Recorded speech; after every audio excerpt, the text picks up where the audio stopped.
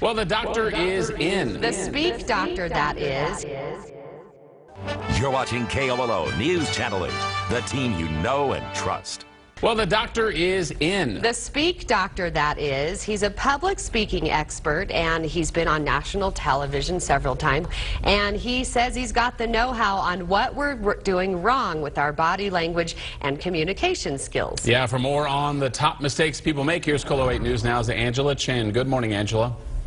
Dave, Amanda, good morning. Well, as you've probably heard your grandmother or your mom say, there's a reason you have 2 ears and only 1 mouth, because part of making a good impression is listening well. That's according to KAHRS, a public speaking expert and communication consultant. So he dropped by to share some of his wisdom. He's a published author, and he's offering us a few tips on what to do and what not to do when it comes to your body language and speaking skills. He says it's incredibly important to know how people perceive you, and it can make all the difference in getting what you want in your personal life as well as your job, especially when you're asking for a raise. Here's what KAHRS suggests.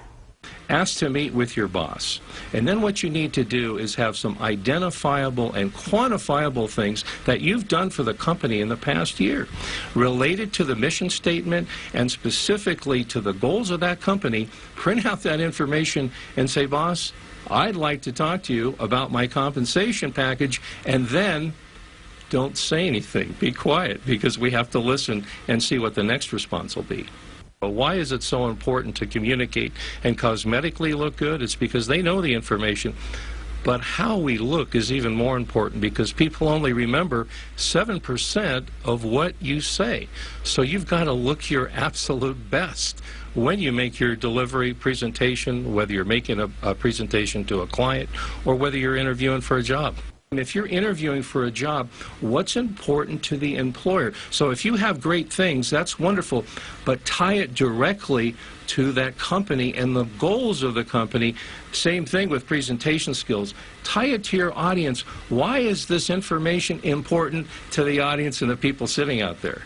Now, first thing KAHRS advises is never to point your finger. If you need to gesture, use an open hand. Pointing can feel accusatory or like you're reprimanding someone. Second, never be negative. If you need to share an opinion, spin it so it's positive. So, for example, instead of saying, I hated my last boss and I was so bored there, you would say, I love challenging myself, but there was limited growth at my last job and I'm looking for new leadership. Finally, mind your body. If you're scratching or nervously bouncing your leg, it makes you look anxious and unsure of yourself. Now, according to the Book of Lists, the people surveyed said they are more afraid of speaking before a group than heights, bugs, or even death. Based on those stats, KAHRS says it's interesting that people would rather be in the ground than give the eulogy. And for those of you who do point a lot, this is what an open hand gesture looks like. You don't want to do this, you want to do this. So in the studio, Angela Chen, Dave, Amanda. Too bad she points at you all the time in the news. Well, the doctor is in. The Speak Doctor, that is.